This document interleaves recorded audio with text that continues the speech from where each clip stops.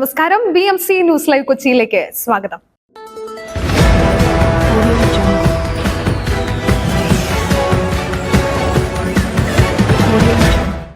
ഈ വാർത്തകൾ നിങ്ങൾക്കായി അവതരിപ്പിക്കുന്നത് Leotech solar solutions, Trivandrum, Ernakulam, Thrissur, Kannur, Chennai and Coimbatore. Powered by Mayil food stuff, Mookkannoor, city tower, city wear, city shoes, Angamaly and Cochin Kalabhavan Angamaly franchise.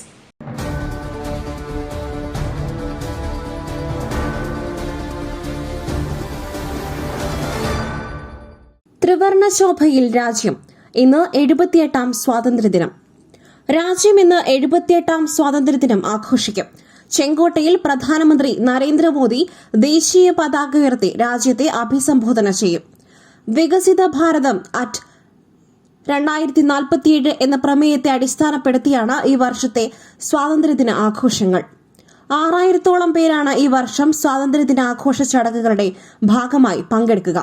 യുവാക്കൾ, വിദ്യാർത്ഥികൾ, ഗോത്രവിഭാഗത്തിൽപ്പെട്ടവർ, കർഷകർ തുടങ്ങിയവരാണ് അതിഥികളുടെ പട്ടികയിലുള്ളത്.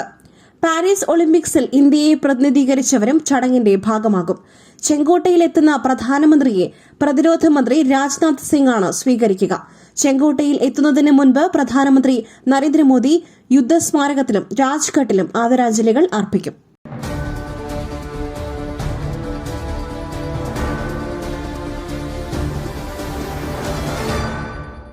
ചെങ്കോട്ടയിൽ ദേശീയ പതാക ഉയർന്നു.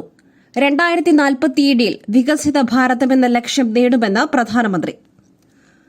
രാജ്യം ഇന്ന് 78ാം സ്വാതന്ത്ര്യദിനം ആഘോഷിക്കുകയാണ്. പ്രധാനമന്ത്രി നരേന്ദ്രമോദി ചെങ്കോട്ടയിലെത്തി ദേശീയ പതാക ഉയർത്തി. രാവിലെ 7 മണിയോടെ രാജ്ഘട്ടിലെത്തിയ പ്രധാനമന്ത്രി ഗാന്ധി സ്മൃതിയിൽ പുഷ്പാർച്ചന നടത്തിയ ശേഷം ചെങ്കോട്ടയിലെത്തി. തുടർന്ന് രാജ്യത്തെ അഭിസംബോധന ചെയ്ത് സംസാരിച്ചു. സ്വാതന്ത്ര്യ സമര സേനാനികളെ അനുസ്മരിച്ചുകൊണ്ടാണ് പ്രധാനമന്ത്രി മോദി പ്രസംഗം തുടങ്ങിയത്. നമ്മുടെ കർഷകരും ജവാന്മാരുമൊക്കെ രാഷ്ട്രനിർമ്മാണത്തിലെ പങ്കാളികളാണെന്നും സ്വാതന്ത്ര്യത്തിനായി പോരാടിയവരുടെ പുണ്യസ്മരണയ്ക്ക് മുൻപിൽ ആദരം അർപ്പിക്കുന്നുവെന്നും പ്രധാനമന്ത്രി പറഞ്ഞു.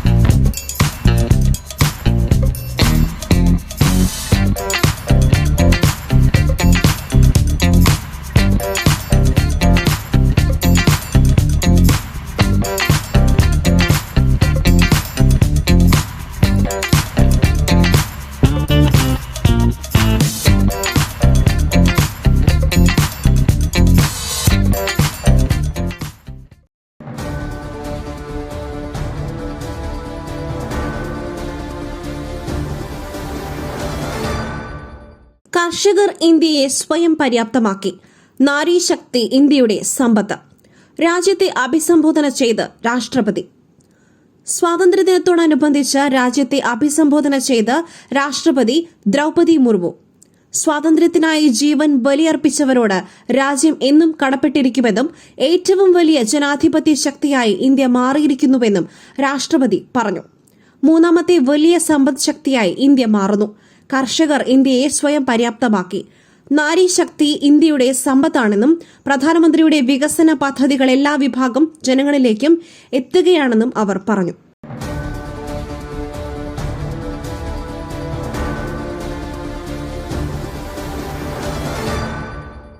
അർജുനായുള്ള തിരച്ചിൽ നാളെ പുനരാരംഭിക്കും. കയർ കണ്ടെത്തിയ ഭാഗം കേന്ദ്രീകരിച്ച് പരിശോധന. കർണാടകയിലെ ഷിരൂരിൽ മണ്ണിടിച്ചിലിൽ കാണാതായ അർജുനായുള്ള തിരച്ചിൽ ഒരു ദിവസത്തെ ഇടവേളയ്ക്കു ശേഷം നാളെ പുനരാരംഭിക്കും. കഴിഞ്ഞ ദിവസം നടത്തിയ തിരച്ചിലിൽ ട്രക്കിൽ മരത്തടികൾ ബന്ധിപ്പിക്കുവാൻ ഉപയോഗിച്ച കയറുകൾ കണ്ടെത്തിയ ഭാഗം കേന്ദ്രീകരിച്ചായിരിക്കും നാളത്തെ തിരച്ചിൽ. കയറും ലോഹഭാഗങ്ങളും കണ്ടെത്തിയ 20 മീറ്റർ ചുറ്റളവുള്ള സ്പോട്ട് നാവികസേന മാർക്ക് ചെയ്തിട്ടുണ്ട്. ഗോവയിൽ നിന്നും തിങ്കളാഴ്ചയോടെ ഡ്രഡ്ജർ എത്തിക്കുമെന്ന് ജില്ലാ ഭരണകൂടം അറിയിച്ചു.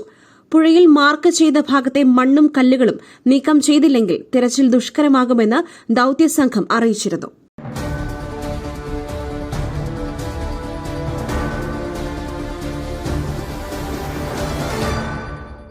SBIക്കും പഞ്ചാബ് നാഷണൽ ബാങ്കിനും 8ന്റെ പണി.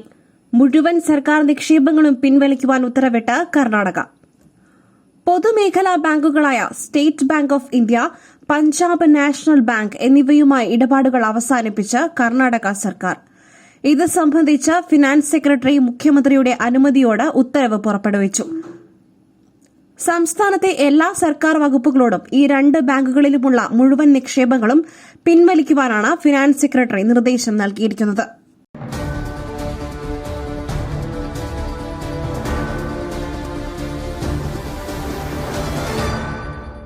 ഈ പ്രസരിപ്പ്, ആരോഗ്യം, എല്ലാത്തിനും അടിസ്ഥാനം ചിട്ടയായ ആഹാരരീതിയാണ്.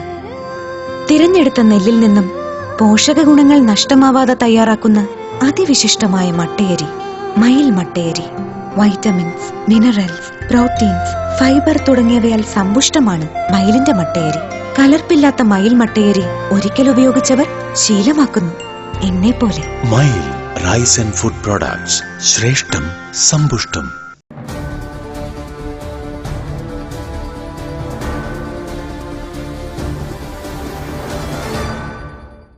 ഖുഷ്ബു ദേശീയ വനിതാ കമ്മീഷൻ അംഗത്വം രാജിവച്ചു. രാജി 1.5 വർഷത്തെ കാലാവധി ബാക്കി നിൽക്കെ. ഖുഷ്ബു ദേശീയ വനിതാ കമ്മീഷൻ അംഗത്വം രാജിവച്ചു. 1.5 വർഷത്തെ കാലാവധി ബാക്കി നിൽക്കെയാണ് ഖുഷ്ബുവിന്റെ രാജി. ദേശീയ വനിതാ ശിശുക്ഷേമ മന്ത്രാലയം ഖുഷ്ബുവിന്റെ രാജി സ്വീകരിച്ചു. ജൂൺ 28-നാണ് ഖുഷ്ബു രാജി സമർപ്പിച്ചത്. കഴിഞ്ഞ വർഷം ഫെബ്രുവരിയിലാണ് ഖുഷ്ബുവിന് ദേശീയ വനിതാ കമ്മീഷൻ അംഗത്വം നൽകുന്നത്.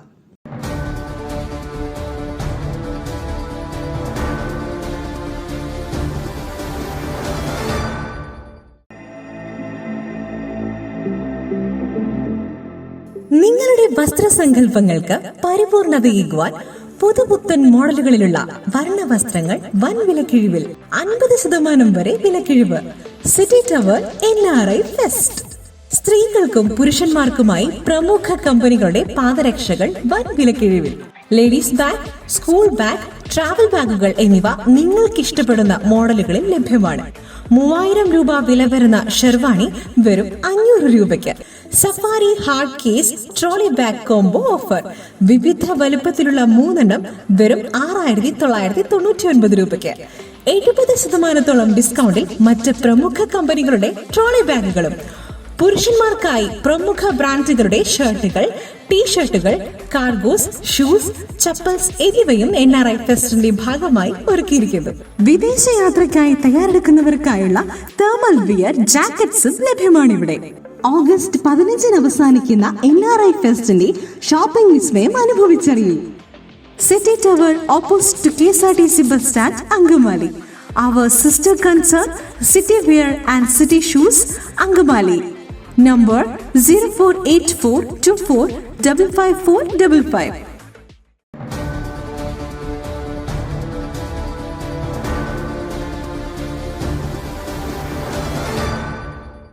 സ്കൂൾ ഉച്ചഭക്ഷണ പാചക തൊഴിലാളികൾക്ക് 33.63 കോടി അനുവദിച്ചു ധനമന്ത്രി. സംസ്ഥാനത്തെ സ്കൂൾ ഉച്ചഭക്ഷണ പാചക തൊഴിലാളികൾക്ക് വേതന വിതരണത്തിനായി 33.63 കോടി രൂപ അനുവദിച്ചു.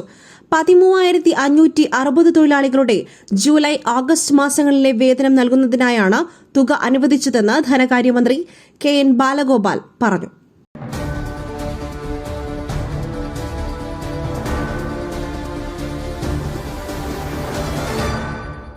ബംഗാളിൽ ഡോക്ടർ കൊല്ലപ്പെട്ട മെഡിക്കൽ കോളേജിൽ വൻ സംഘർഷം. പ്രതിഷേധ പന്തലും ആശുപത്രിയും അടിച്ചു തകർത്തു. പശ്ചിമ ബംഗാളിൽ ജൂനിയർ ഡോക്ടർ ബലാത്സംഗത്തിനിരയായി കൊല്ലപ്പെട്ട ആർജിക്കർ മെഡിക്കൽ കോളേജിൽ വൻ സംഘർഷം. ഒരു സംഘം മെഡിക്കൽ കോളേജ് അടിച്ചു തകർത്തു. പുറത്തുനിന്നെത്തിയവരാണ് ആക്രമണം നടത്തിയത്. ആശുപത്രി പരിസരത്തെ വാഹനങ്ങളും പുറത്തുനിന്നെത്തിയ സംഘം അടിച്ചു തകർത്തു. പോലീസിന് നേരെയും സമരം ചെയ്യുന്ന ഡോക്ടർമാർക്ക് നേരെയും ആക്രമണമുണ്ടായി.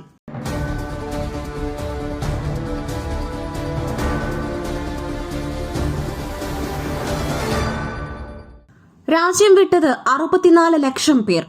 താലിബാൻ അധികാരം പിടിച്ചെടുത്തിട്ട് 3 വർഷം. അഫ്ഗാനിസ്ഥാനിൽ താലിബാൻ രണ്ടാമതും അധികാരം പിടിച്ചെടുത്തിട്ട് ഇന്നേക്ക് 3 വർഷം. ആദ്യ ഭരണത്തിൽ നിന്നും വ്യത്യസ്തമായി ജനകീയ ഭരണം കാഴ്ചവെക്കുമെന്ന് പറഞ്ഞ താലിബാൻ പഴയ നിലപാടുകളിൽ നിന്നും പിന്നോട്ടു പോയില്ല. അമേരിക്കൻ സൈന്യം പിന്മാറിയതിനു പിന്നാലെ അഫ്ഗാൻ തലസ്ഥാനമായ കബൂളിലെത്തി താലിബാൻ അധികാരം സ്ഥാപിച്ചത് 2021 ഓഗസ്റ്റ് 15-ന്. പിന്നാലെ അഫ്ഗാനെ ഇസ്ലാമിക രാഷ്ട്രമായി പ്രഖ്യാപിച്ചു.